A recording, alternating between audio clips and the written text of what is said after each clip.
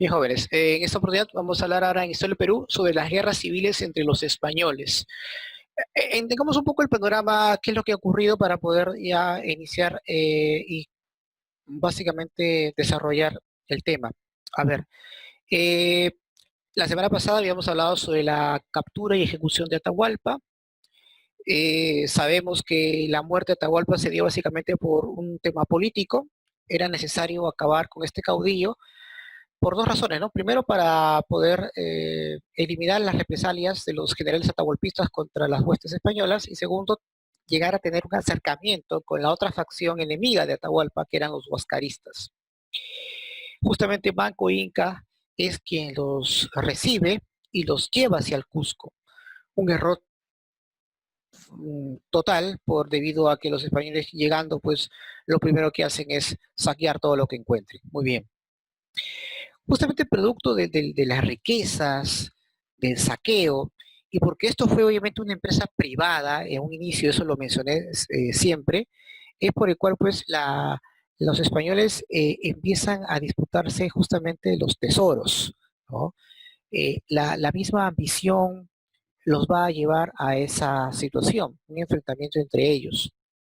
Entonces podemos definir que la guerra civil entre los españoles se dio principalmente por disputas del poder político.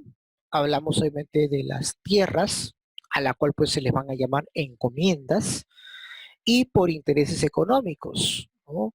Ya que hay que recordar que los españoles introducen a nuestro sistema económico el feudalismo, ¿no?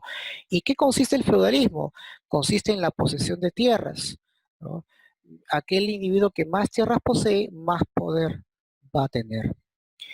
Eh, por ahí me pregunta el profesor, ¿y me puede especificar qué son las encomiendas? Bueno, es una proporción de un determinado territorio en la cual incluye indígenas para que estos trabajen estas tierras. Lo que sucede es que cuando los conquistadores llegan a nuestras tierras, lo primero que hacen es repartirse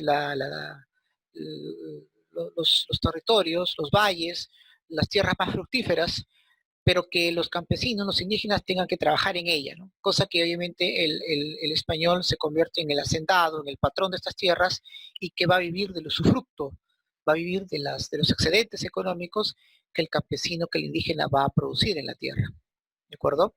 Entonces básicamente esa es una encomienda. Ahora bien, eh, ¿cuántas guerras se han dado? Bueno, hay cuatro, eh, de las cuales, de estas cuatro, pues las he dividido básicamente en dos para no confundirlo. ¿Por qué? Porque la primera guerra se va a dar pues entre los socios de la conquista, nos estamos refiriendo pues a Diego de Almagro y Francisco Pizarro, y luego también con los sucesores de estos, principalmente de Diego de Almagro, pero esta vez no con un representante de los pizarristas, sino con un representante de la corona española, que era el licenciado Vaca de Castro, un importante magistrado de la audiencia de Valladolid, que se va a enfrentar pues al heredero de Diego de Almagro, ¿no? Que era pues socio de Francisco Pizarro. Y la siguiente pues una guerra entre los encomenderos, es decir, la mayoría de los encomenderos de los grandes en un inicio, los grandes encomenderos contra la corona española, y luego con los encomenderos pequeños contra la Real Audiencia, ¿no? Todo ello lo vamos hoy día a resaltar, no se preocupen. Entonces, las causas principales de este conflicto, jóvenes, de esas guerras entre españoles, repito, es por el poder político y por intereses económicos, ¿de acuerdo? Eso es obviamente tener en cuenta eh, para que más o menos tengamos una idea de lo que vamos hoy día a desarrollar. ¿Cuántos tiempos duró estas guerras? Muchos, más de una década se ha dado ese tipo de conflictos, ¿no? Y más se agudizó cuando el rey Carlos I pues, decide eliminar las encomiendas, decide cambiar las gobernaciones por el virreinato del Perú, y eso obviamente va a agudizar más la situación. Entonces, todo eso lo vamos hoy día a, a desarrollar, ¿de acuerdo? Muy bien, perfecto. Bien, entonces iniciemos en primer lugar con la primera guerra que se va a desatar. esta vez entre los socios. Hablamos de Francisco Pizarro y Diego de Almagro. Vamos a empezar un poco sobre los antecedentes, porque esto en realidad ya empezaba de mucho tiempo atrás, ¿no? No en 1537, sino hablamos a inicios del tercer viaje. ¿Por qué? Porque hay una capitulación, recordemos, que le dio la autorización para invadir el Tahuantinsuyo, ¿verdad? La capitulación de Toledo. En esta capitulación, por ejemplo, le daba muchos beneficios a Francisco Pizarro y prácticamente nada a Diego de Almagro. Entonces, de ahí empezó ya a haber ciertas escaramuzas, ciertos pleitos entre ambos socios. Otro aspecto importante que sería bueno que lo remarquen es el reparto del rescate de Atahualpa. Recordemos que cuando Atahualpa había solicitado su rescate, eh, quienes se reparten el botín, a pesar de haber ejecutado a Atahualpa, porque los españoles no cumplieron con su promesa, este botín en realidad pues se lo reparten entre los pizarristas. ¿Por qué no los almagristas? Porque ellos ya se habían ido a sus nuevas tierras, que el rey Carlos I les había otorgado. Recordemos que lo que fue el Tahuantinsuyo, el rey Carlos I crea dos gobernaciones. La primera, la gobernación de Nueva Castilla, a cargo de Francisco Pizarro, y la siguiente de Nueva Toledo, que va a administrar Diego de Almagro. Cuando se produce la captura de Atahualpa, ya Almagro había partido hacia el sur para ver sus nuevos territorios que el rey le había otorgado. Obviamente, pues aprovechando la ausencia de los almagristas, Pizarro decide repartir el botín entre sus huestes, ¿no? Para poder afianzar su lealtad. Otro aspecto importante que va a desencadenar este conflicto entre almagristas y pizarristas es la no delimitación de los territorios o de las gobernaciones que Carlos I había otorgado a ambos conquistadores. Por ejemplo, el rey ya había otorgado algo de 270 leguas o millas a partir del río Santa, perdón, a partir del río Santiago en Ecuador hasta el sur, básicamente las costas de Chincha, ¿no? Ese iba a ser su territorio de de Francisco Pizarro, ¿no? Desde el río Santiago en el Ecuador hasta el río Chincha, hasta la costa de la actual región de Chincha, el territorio de Chincha, ¿no? En Ica. En cambio, y la de Toledo iba justamente a partir de Chincha hacia el sur, lo que ahora es Chile, ¿de acuerdo? Eh, lo que no quedaba claro era el Cusco, a qué gobernación pertenecía. Ahora bien, cuando Diego de Almagro se va a Chile, ¿no? Lamentablemente pues no encuentra ningún tipo de riqueza en lo que él pensó que iba a haber. Al contrario, él empieza a conocer ese territorio árido, va a padecer muchas enfermedades e incluso va a sufrir muchas agresiones de algunos pueblos aborígenes, como los araucanos, por ejemplo, que van a luchar contra ellos. Entonces Diego de Almagro decide ya no continuar en el reconocimiento de sus nuevos territorios, sino que rápidamente intenta ocupar el Cusco, que era el único lugar donde él había visto que había riqueza, ¿no? Y se prepara obviamente para poder posesionarse de ella. Entonces, podemos decir pues que la causa de este conflicto es por la posesión del Cusco, ¿de acuerdo? Porque ahí estaban las riquezas, ¿de acuerdo? Eso es importante, ¿no? Que tenemos que tomar en cuenta. Porque la expedición que Diego de Almagro dio hacia Nueva Toledo fue un fracaso tremendo, ¿de acuerdo? Es muy, muy importante tomar en cuenta. Ahora, aprovechando pues que el Cusco no estaba completamente determinado a qué gobernación pertenecía, es donde Diego de Almagro aprovecha ese vacío legal, por así decirlo, y trata pues de ocupar el Cusco. Y lo logra con facilidad porque hay que recordar que paralelo a esa situación, Manco Inca había cercado el Cusco. Los pizarristas prácticamente habían perdido mucha fuerza debido pues a la sorpresivo ataque de Manco Inca, ¿no? Y ahora, se produce una primera batalla que no le he mencionado en la diapositiva, pero es importante tomar en cuenta, la famosa batalla de Pachachaca, ahí en donde Diego de Almagro logra derrotar fácilmente a los pizarristas, tanto así que incluso captura a los hermanos Pizarro, a Gonzalo y a Hernando Pizarro. Francisco no tenía otra alternativa que negociar con Diego de Almagro, ¿de acuerdo? Y se da pues una primera entrevista, ¿no? La famosa conferencia de Mala.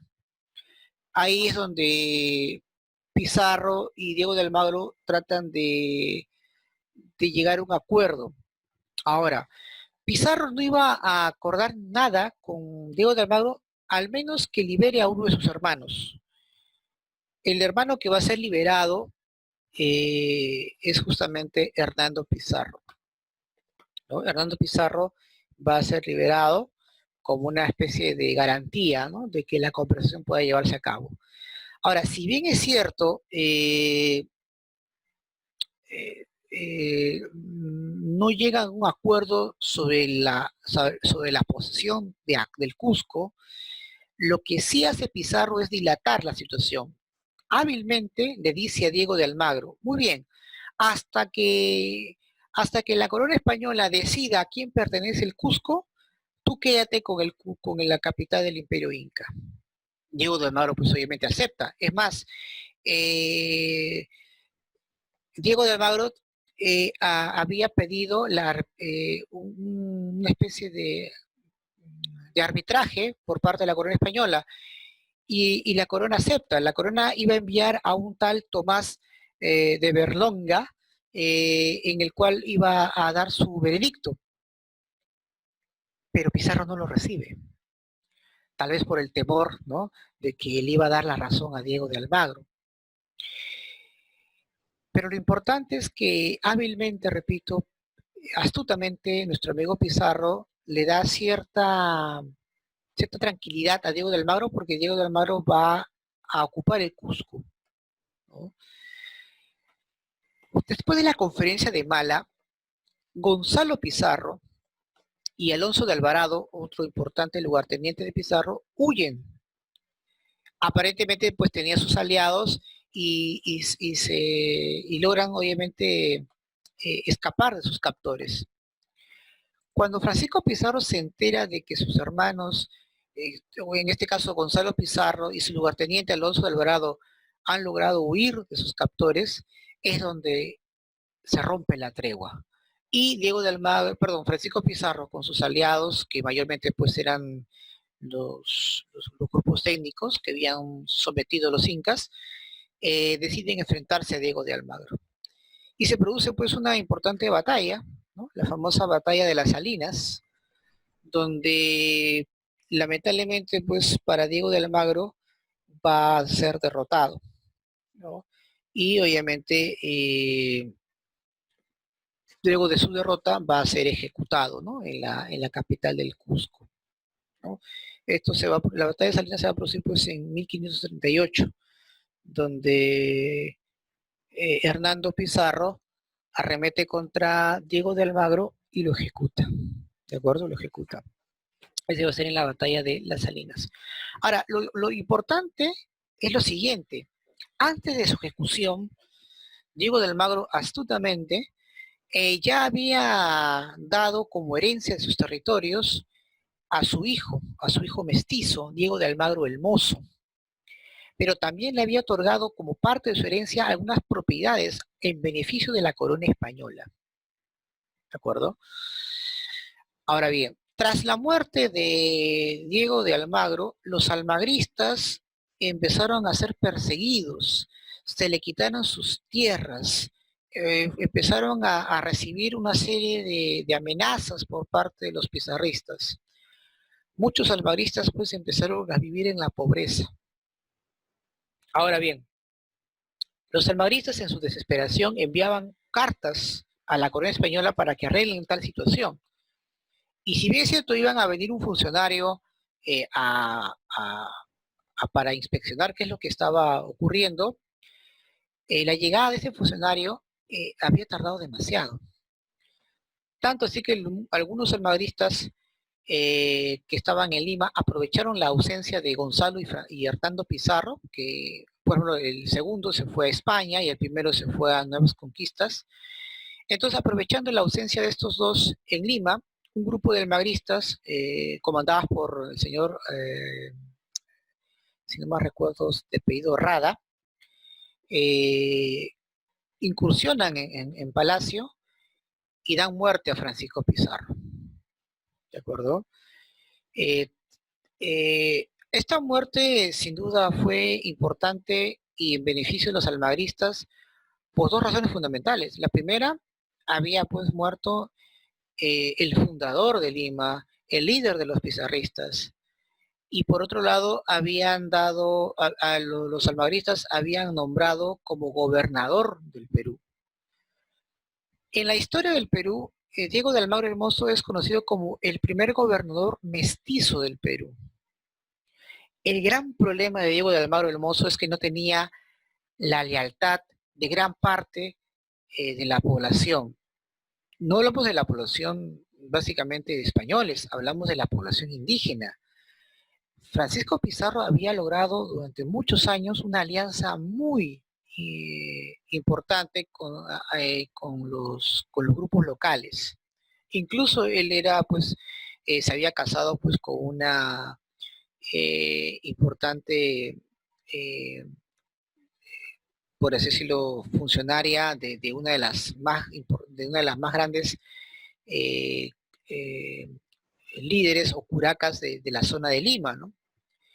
Ella se había formado una alianza importante, ¿no? Al casarse con su hija. Entonces, era muy difícil que Diego de Almagro pueda pueda revertir esa situación. Es por eso que ante el poco apoyo que tuvo, eh, su, su suerte estaba totalmente echada, ¿no?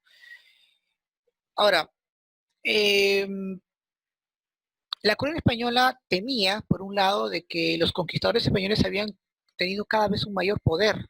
Entonces era tiempo de tomar decisiones importantes, es decir, de deshacerse de los conquistadores españoles. Es por eso que envía a Vaca de Castro para tal situación. Eh, claro, la preocupación era de que cuando llegue Vaca de Castro era pues saber si los Pizarro o Belmoro habían muerto, cosa que eso ocurrió. Cuando Vaca de Castro llega a América, se entera pues de la muerte de los dos. Y eso, al parecer, en un inicio tal vez lo tomó como una preocupación, pero luego lo tomó como una oportunidad. ¿Por qué? Porque al muerto los líderes, entonces era una buena oportunidad para aprovechar y desunir a aquellos que iban a mantener o continuar con el liderazgo. Para Paca de Castro era más fácil controlar a estos bandos si sus líderes que cuando si es que estuvieran obviamente que era mucho mejor que estuvieran que cuando estuvieran vivos, entonces era mucho más factible para él tomar el control de estos bandos tras la muerte de sus líderes, y eso ocurrió. Y bueno, lamentablemente pues Diego de Almagro el Mozo, el ejército que contaba no era suficiente. En cambio, Vaca de Castro, con el apoyo de los pizarristas y con los grupos étnicos que apoyaban justamente a este bando, va a derrotar fácilmente. Y así va a ocurrir. En la batalla de Chupas, por ejemplo, es donde Diego de Almagro Hermoso va a ser derrotado y también va a ser ejecutado en el mismo lugar donde su padre también va a morir. ¿De acuerdo? Entonces, es, digamos, un importante encuentro, ¿no? Que se dio, en el cual, pues, Diego de Almagro Hermoso va a ser enjuiciado por el pueblo Vaca de Castro por delito de alta traición. En este caso hablamos de alta traición al rey, ¿de acuerdo? Al rey, por la insubordinación ante ante la corona española. Obviamente, pues, el asunto era primero eliminar a este intruso, por así decirlo, y eso se va a conseguir, para luego obviamente continuar con el otro bando, que eran los pizarristas. Tras la muerte de Diego de Almagro el Mozo, Vaca de Castro regresa a España y obviamente lo que va a ocurrir es algo mucho más conflictivo. Carlos I, me imagino con la asesoría del Consejo de Indias, decide tener un control directo de las tierras y quitarle poder a los encomenderos. Se va a instaurar a través de una real cédula las nuevas leyes de Indias, que justamente se van a dar en 1542, que justamente vamos a verlo a continuación, ¿sí? Muy bien, ahí está. Aquí pues se produce esta vez el tercer conflicto, ¿no? Esta vez entre los grandes encomenderos y la corona española. ¿Cuáles van a ser, digamos, las causas de esta situación? Muy bien.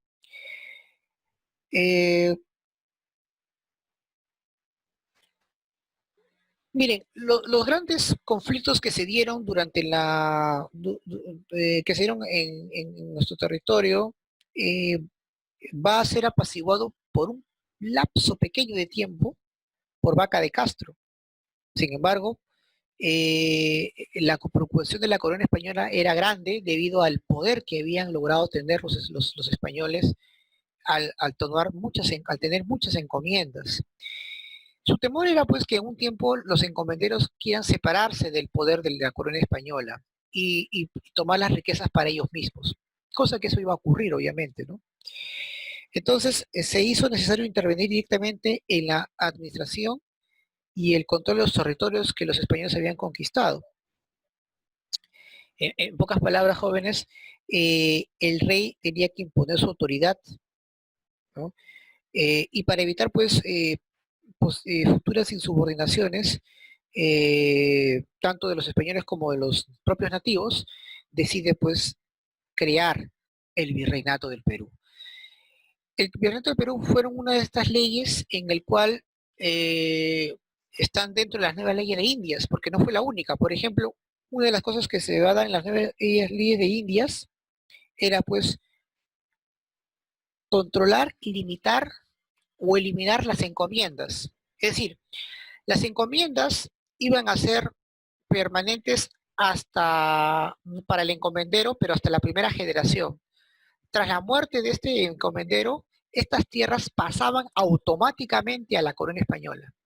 Y eso obviamente no le va a agradar a los encomenderos esa decisión. Otro aspecto que también va a tomar en cuenta las nuevas leyes de Indias era suprimir los servicios personales, es decir, ahora los indígenas no van a ser sirvientes de los conquistadores españoles, sino van a servir a la corona española. Eso también obviamente trajo una situación desfavorable para los encomenderos.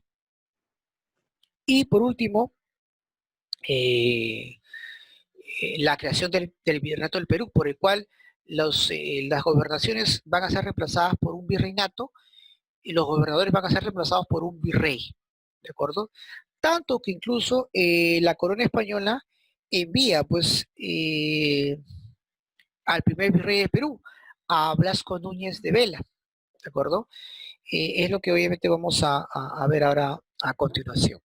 Miren, entonces, en resumen podemos decir lo siguiente, ¿no? Las nuevas leyes de Indias habían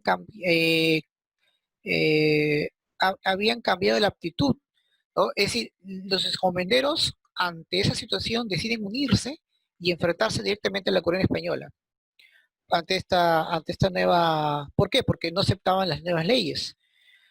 Prácticamente los encomenderos se rebelaron contra el rey, ¿no? Y eso es muy notorio porque cuando Blasco Núñez de Vela asume el virreinato, llega y lo primero que hace es tratar de imponer su voluntad de manera eh, intransigente, ¿no? Es decir, el virrey ni bien llega, lo primero que hace es quitar las encomiendas, ni siquiera logra escuchar a los encomenderos, de manera prepotente, pues decide poner en marcha e imponer pues los decretos que ya el rey había autorizado.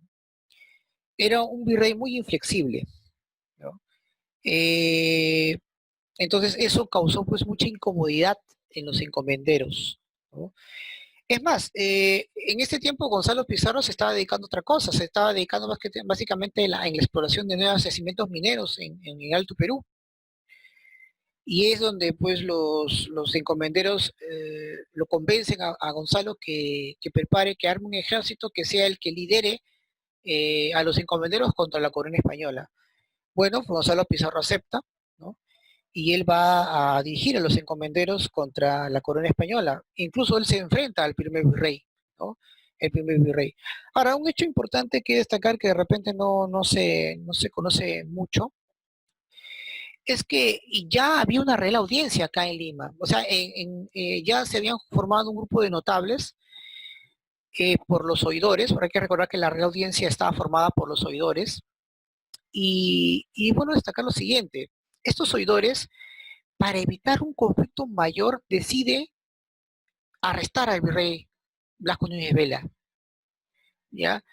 Porque el virrey no solamente quería cambiar, quería eliminar las encomiendas de una manera abrupta, tampoco quería negociar con los encomenderos, sino que incluso quería trasladar el gobierno a Trujillo. Eso es algo que de repente no se cuenta mucho, ¿no? Pero el propio Blasco Núñez de Vela quería trasladar la capital, ¿no?, de lo que era Lima a Trujillo.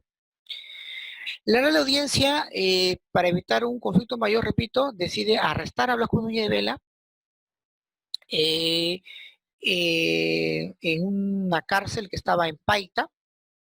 Ahí iba a estar por un tiempo. Y luego iba a embarcarse hacia Panamá para luego regresar a España.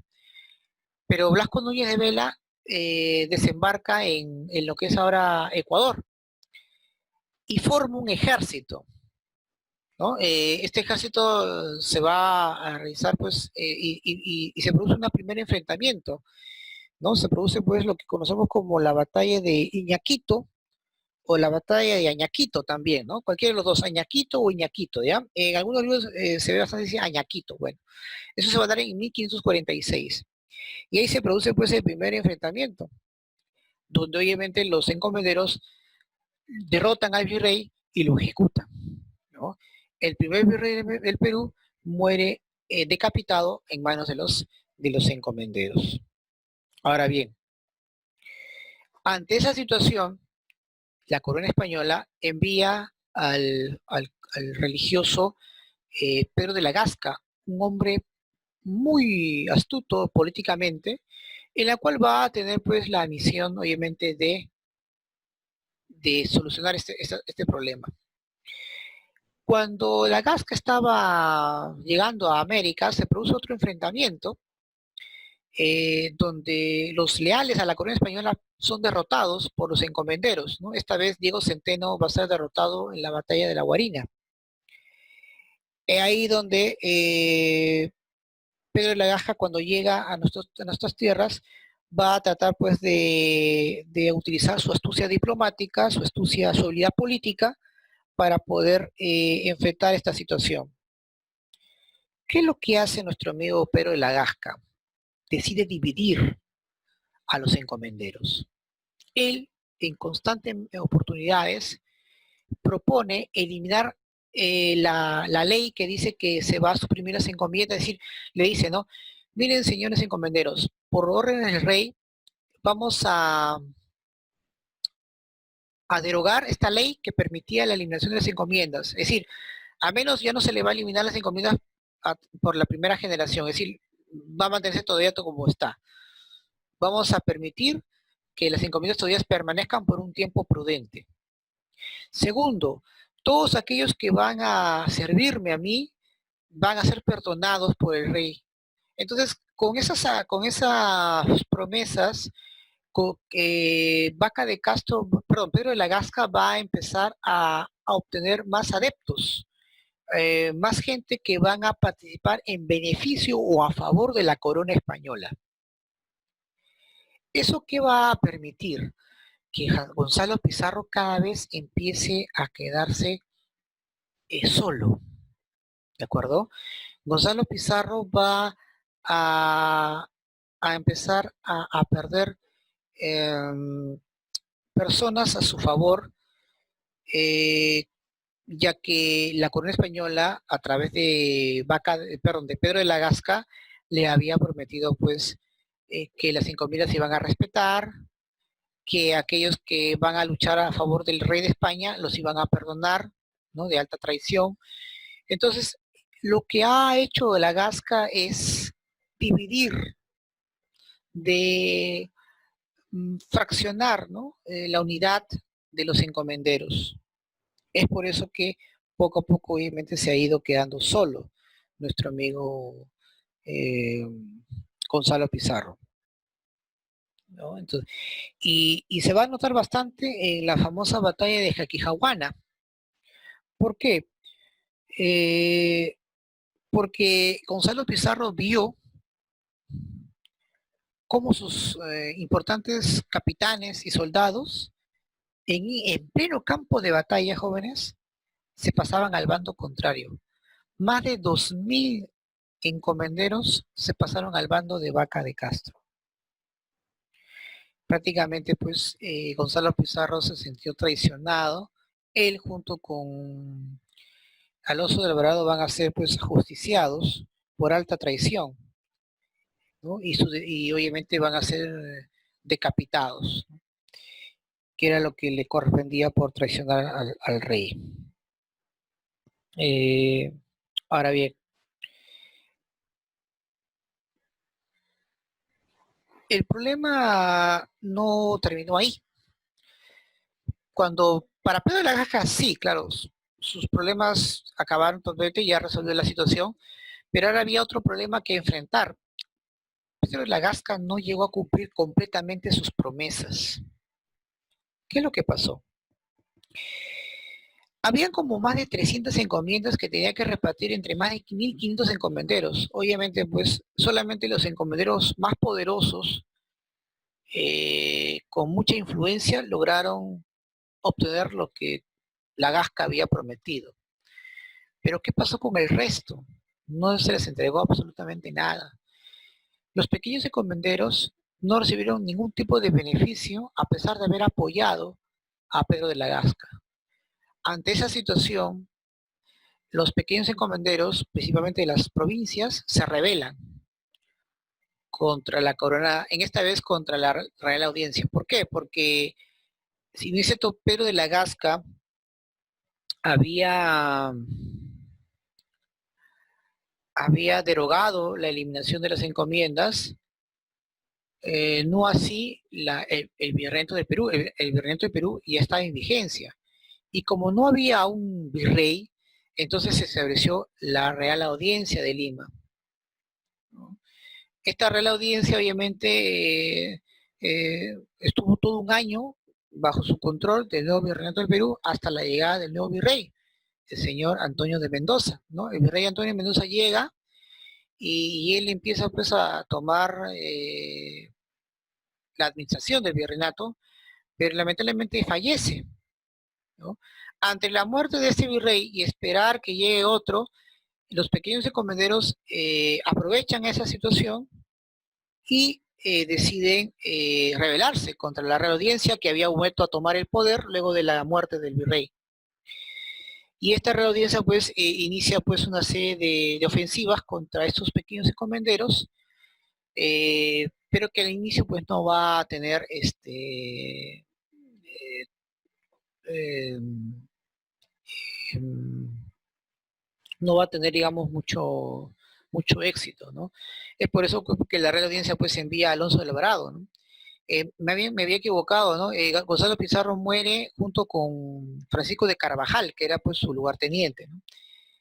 Más conocido como el demonio de los Andes. Alonso de Alvarado, pues que era de las filas pizarristas, se pasó al bando pues de la corona española y es por eso que lo vemos en acción, ¿no? Él representando pues a la corona española envía una expedición en la cual pues al inicio no va a ser favorable a la Real Audiencia, ¿no? Tanto en la batalla de Villacuri como Chuquinga van a perder, ya que los pequeños encomenderos van al mando de Francisco Hernández Girón, va a vencer, ¿de acuerdo? Va a vencer. Y bueno, en esta oportunidad, al, al derrotar pues a los encomenderos, perdón, al derrotar pues a las autoridades españolas, van a iniciar pues su ataque. El gran problema es que, y hasta ahora no se sabe por qué, Francisco Hernández Girón, a pesar de tener la oportunidad, no toma Lima, no toma perdón, no toma el Cusco. Un error garrafal.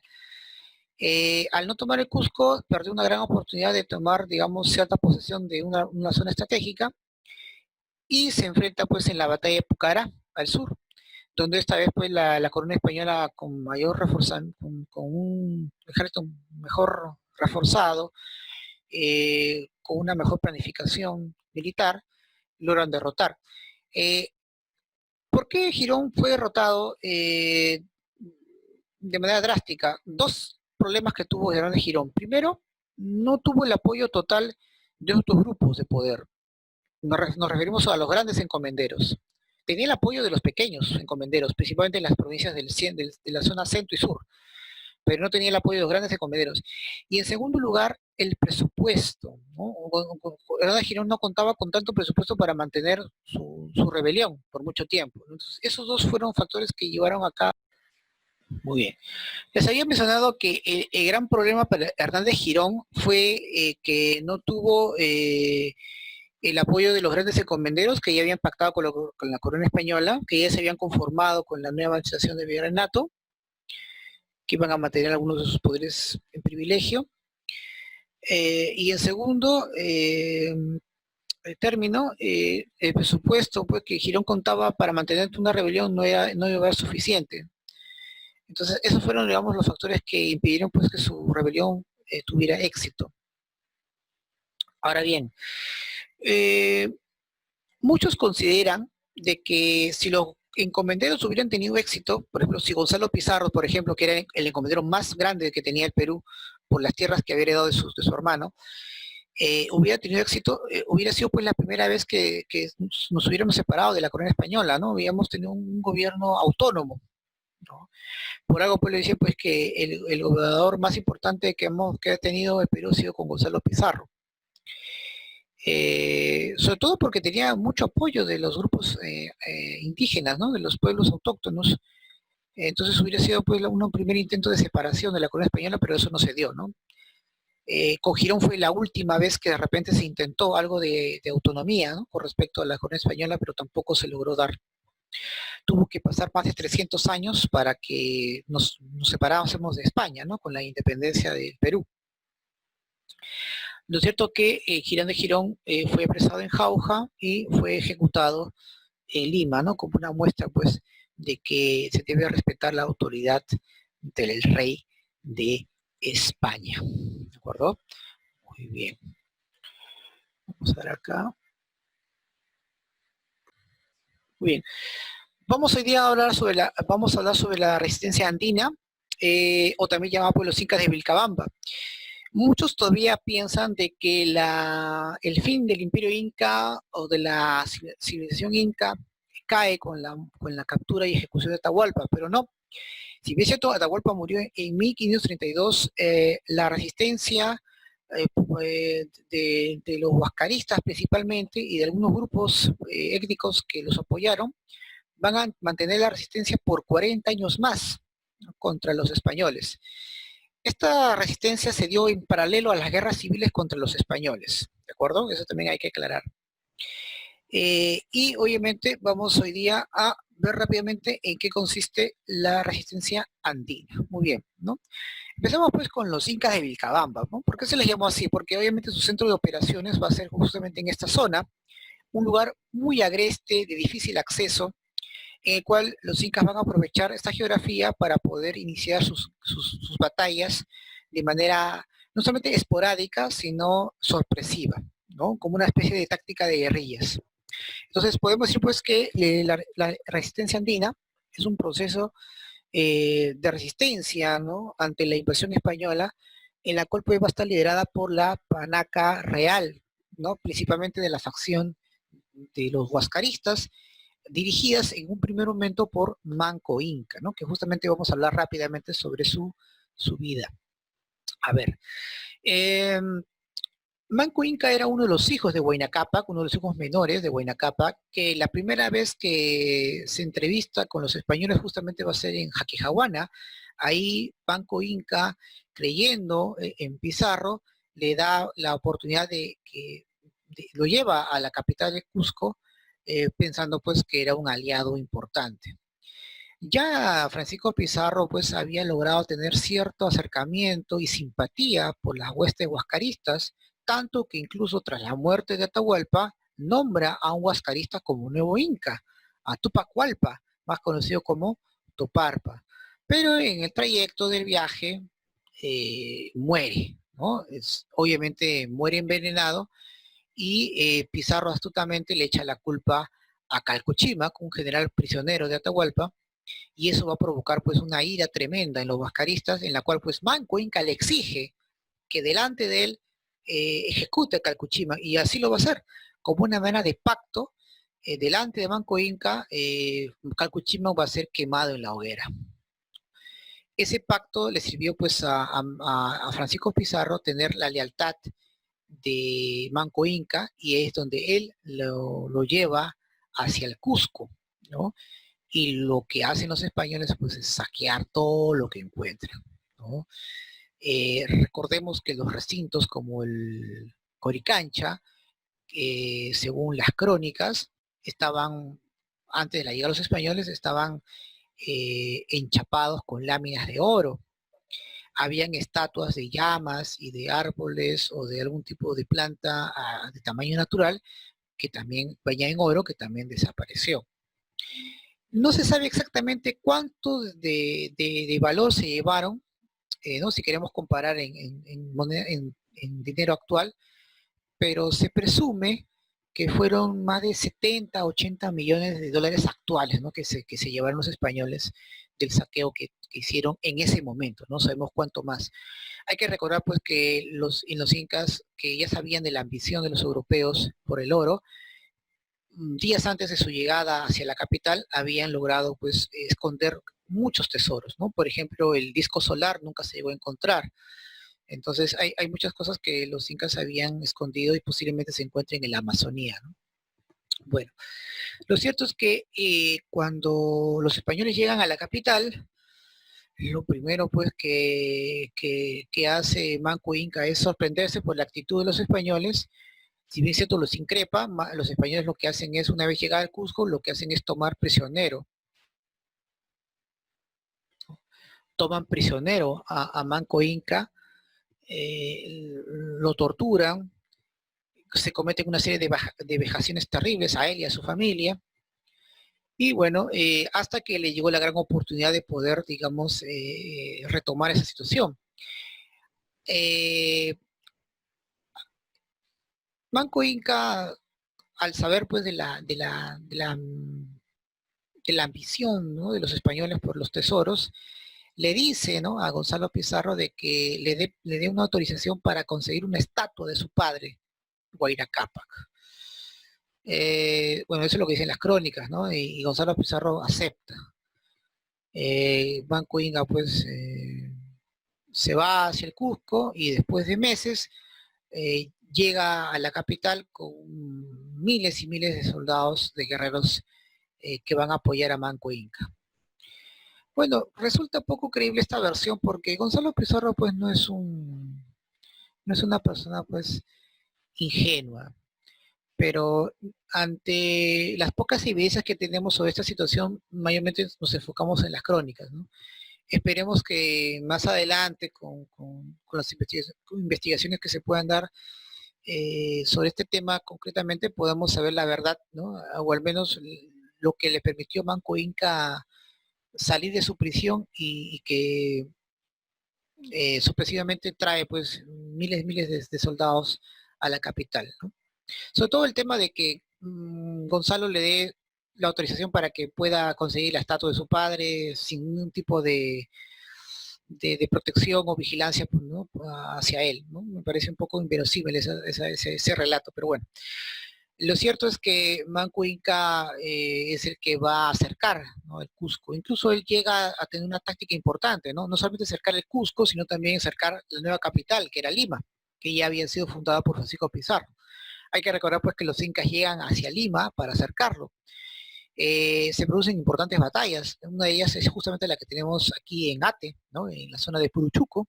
Ahí se van a enfrentar los incas contra no solamente los españoles, sino también con los grupos locales que van a apoyar a las huestes de Francisco Pizarro.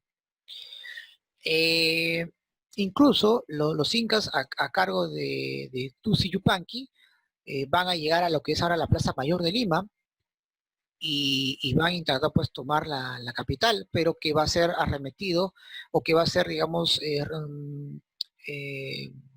controlado por las fuerzas locales aliados de Pizarro y por la traición de los huancas que habían prometido ayudar a los incas, pero no lo hicieron. Y entre tanto, ¿dónde estaban los españoles? Aguardando en el Cerro San Cristóbal. Ese cerrito que ustedes ven donde hay una cruz, ahí estaban los españoles esperando, ¿no? Con temor quién iba a ganar la batalla, ¿no? O los incas o los aliados de los españoles. Bueno, lo cierto es que lamentablemente el cerco del Cusco y Lima no fueron exitosos para Manco Inca, y obviamente bueno, esto se dio básicamente, en el caso del Cusco se dio básicamente porque lamentablemente Diego de Almagro había retornado de Chile, ¿no? Y al ver pues que el Cusco estaba siendo cercado, Almagro aprovecha esa situación para su propio beneficio y logra pues hacer huir a las huestes de Manco Inca, ¿no? A los guerreros de Manco Inca, por el cual pues Manco Inca va a tener que trasladarse a Vilcabamba, una zona, como repetí hace un momento, de difícil acceso, y desde ahí pues van a refugiarse y va a ser su centro de operaciones, ¿no? Entonces Manco Inca pues obviamente va a quedarse ahí, ¿no? Completamente. Ahora, Manco Inca no va a tomar ningún tipo de acción durante toda la guerra entre Francisco Pizarro y Diego de Almagro, es decir, entre 1537 y 1538. Es más, eh, iba a haber una especie de negociación entre, entre Manco Inca y Diego de Almagro, pero que no llegó a ser fructífero, básicamente porque el acuerdo, o había mucha eh, suspicacias y, ¿cómo se llama esa palabra? Y había cierta preocupación entre ambos grupos de que pueden haber sido traicionados, es decir, no había esa seguridad ¿no?, de ambos bandos, ¿no? De sentirse seguros, de poder lograr la ayuda mutua, ¿no? Había cierta desconfianza, ¿no?, entre ambos.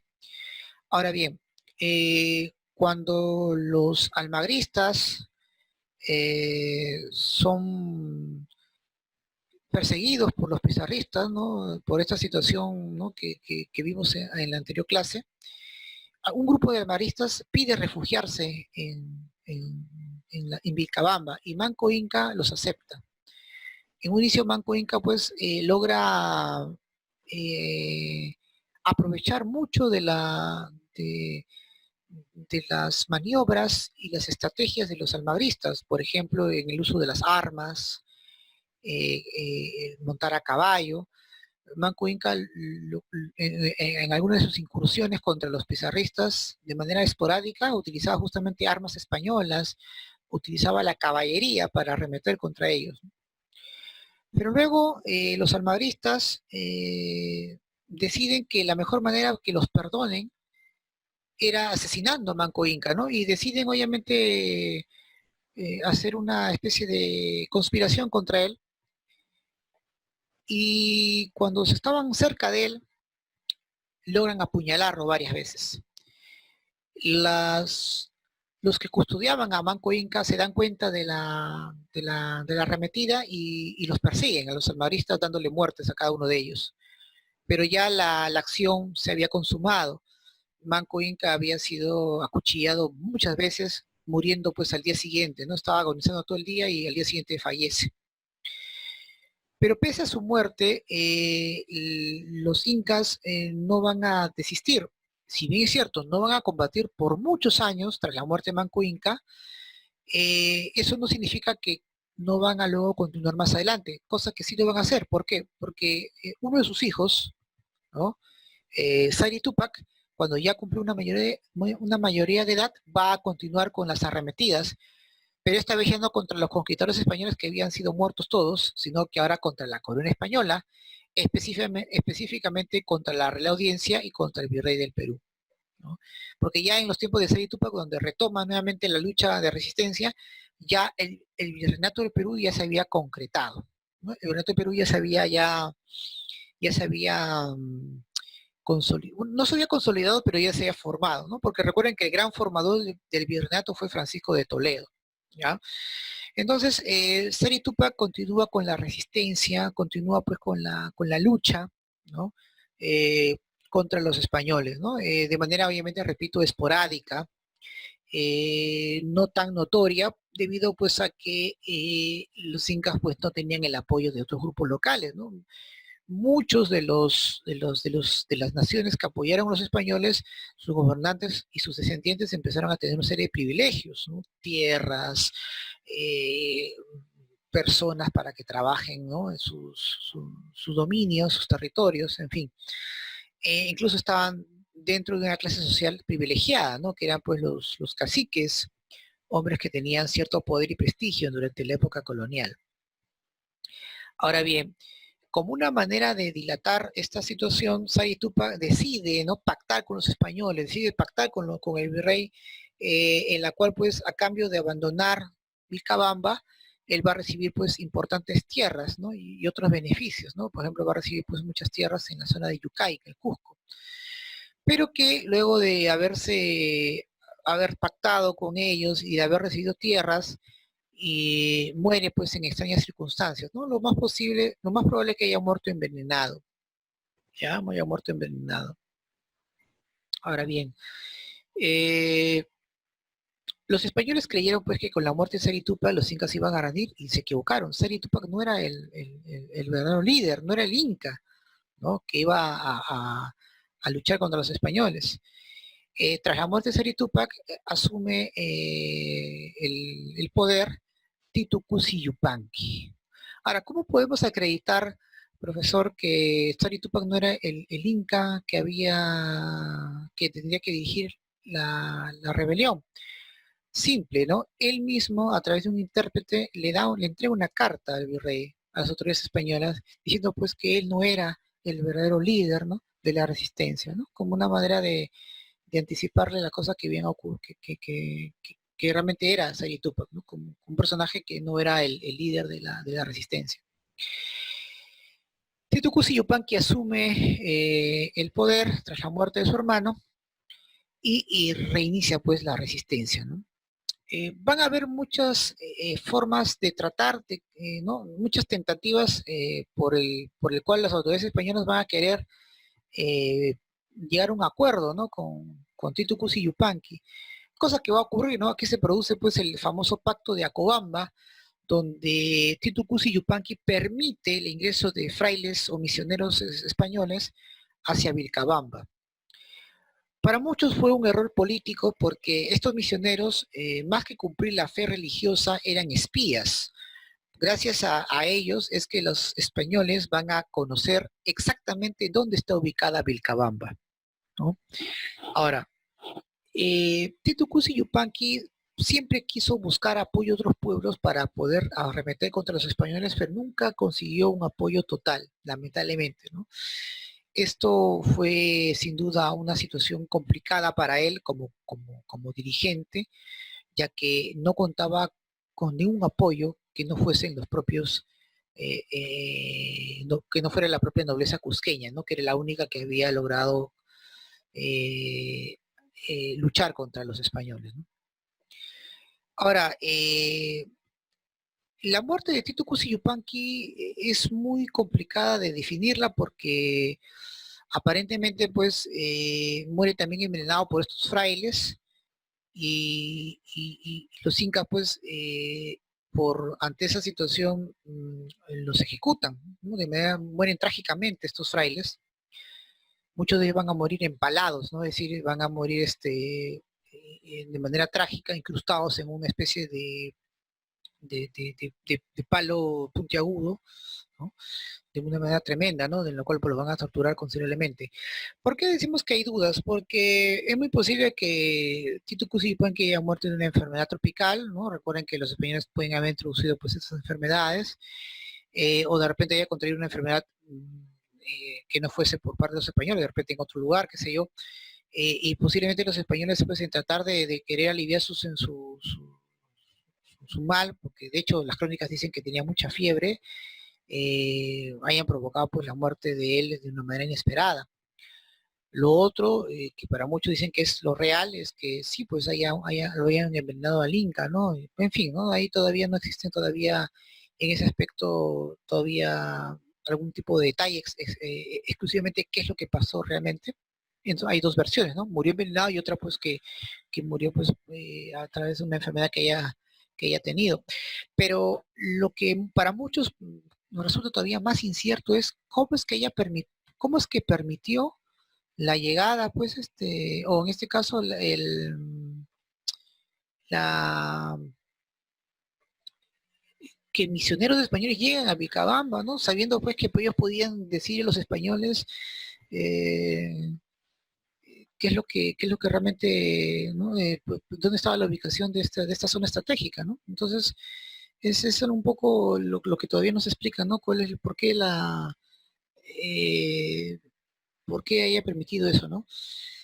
Es muy posible, esa es una de las hipótesis que se maneja, de que Vilcabamba pasa a ser una zona aislada, es muy posible pues que se careciera de algunas cosas como medicina, por ejemplo, y los misioneros españoles, o en este caso los españoles en general, tenían pues, ¿no? Las medicinas apropiadas de repente para curar ciertos males, ¿no? Y como Tito Cusillupanqui no quería que llegasen los españoles netamente a esta zona, permitió pues al menos pues que llegasen los clérigos, ¿no? Los misioneros españoles. Pero bueno, ¿no? Eso es una hipótesis que se maneja, pero pueden haber otras que puedan tratar de justificar, ¿no? ¿Por qué permitió pues que estos misioneros lleguen a una zona estratégica, una zona que debería ser inexpugnable para los españoles? Bueno, lo cierto es que tras la muerte de Tito Cusillupanqui y que los españoles conocen Vilcabamba, entonces muchos de estos pobladores, de estos grupos, ¿no? La nobleza cusqueña decide huir hacia la ceja de selva. ¿Por qué? Porque ya los españoles conocían la ubicación de Vilcabamba, ¿no? Ya lo conocían, ¿no? Entonces, eh, ahí es donde pues asume Tupac Amaru, ¿no? Tupac Amaru primero, el hijo menor de Manco Inca, va a continuar la resistencia por un año entero. Obviamente, pues, antes de abandonar Vilcabamba, Tupac Amaru decide incendiar toda Vilcabamba, todas las provisiones para evitar pues, que los españoles continúen en su persecución. A esa táctica se le conoce como tierra arrasada, ¿no? Que es eliminar los campos de mi enemigo para que no lo aproveche y que le dé tiempo, obviamente, para reorganizarse.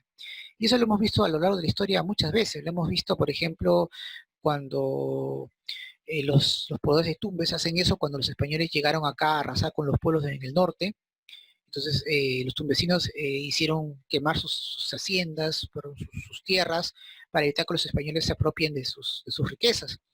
Lo mismo también hemos visto pues en la batalla de Stalingrado, ¿no? Donde los rusos pues incendian sus tierras para evitar pues el avance de los nazis. Entonces es una táctica muy conocida, ¿no?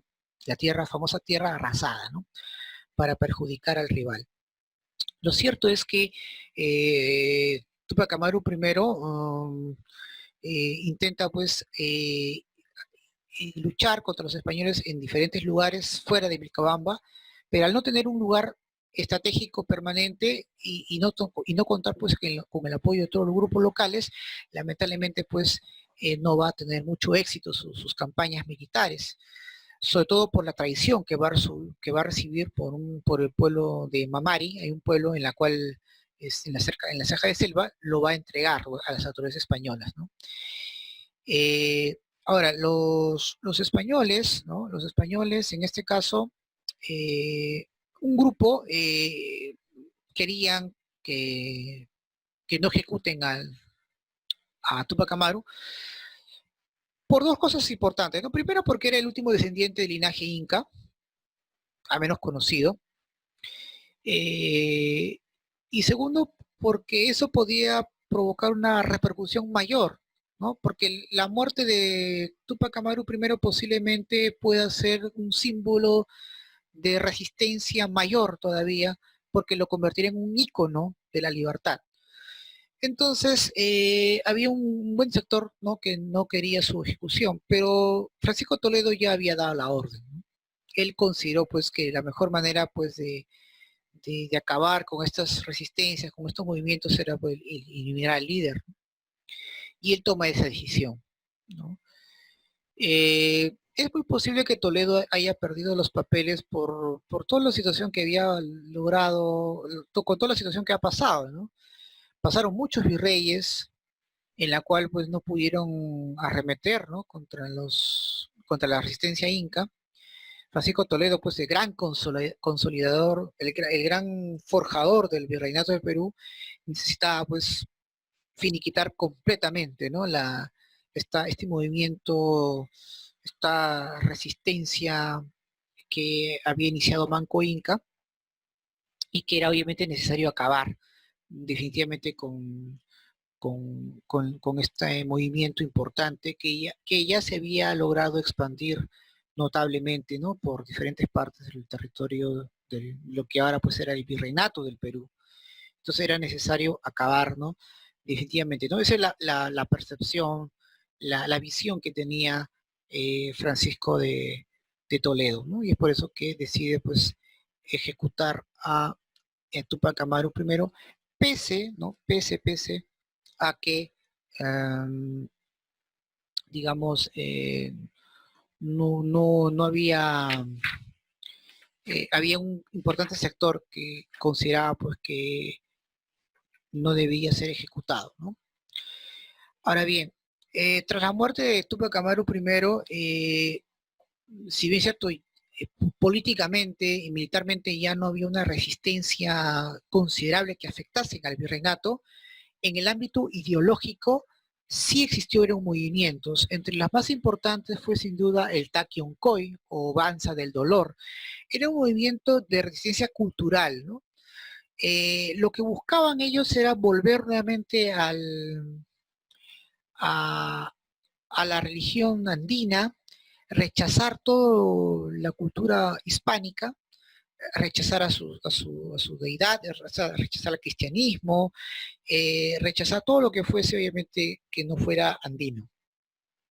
Esto fue mayormente dirigida por un importante líder sacerdotal, ¿no?, conocido como Juan Chocne, y este movimiento importante se desarrolló en Ayacucho y de hecho pues empezó pues a propagarse por diferentes partes, ¿no?, del territorio del virreinato, ¿no? Llegando pues a tener mucha importancia. Ellos promovían, pues, como menciona ahí en la diapositiva, nuevamente pues el renacimiento de las huacas, ¿no? Es decir, de los lugares sagrados, ¿no? Huaca significa lugar sagrado, eh, eh, que estaban siendo pues completamente destruidas por los españoles, ¿no? En contra, en contramedida al Takion-Khoi, el virreinato ordena la eliminación de todos los recintos sagrados de los incas, ¿no?, a la cual se le conoce como la extirpación de idolatrías, ¿de acuerdo? Y esto va a estar a cargo pues de las órdenes religiosas, principalmente de los dominicos, que habían logrado deshacerse de muchos recintos sagrados de los incas. Justamente con este tipo de arremetida, pues se empezaron a quemar las momias, que eran pues un legado importante en el mundo andino. Se logró quemar importantes elementos que hoy de repente hubieran sido muy valiosos para poder conocer más sobre la historia de los incas. Sobre todo por un tema muy importante que hasta el día de hoy sigue en debate. ¿Existió o no existió una escritura, por ejemplo? Entonces, ese debate en realidad pues todavía se mantiene ¿no? Constantemente debido pues a que todavía no existen registros profundos acerca de este hecho. Claro, porque los españoles quemaron muchos de estos registros, ¿no? Los tocapos, las momias, en fin, ¿no? Pero en síntesis, el Takigunkoy fue un movimiento muy importante que sin duda va a permitir pues el sincretismo cultural entre la cultura andina y la cultura española. ¿De acuerdo? Muy bien.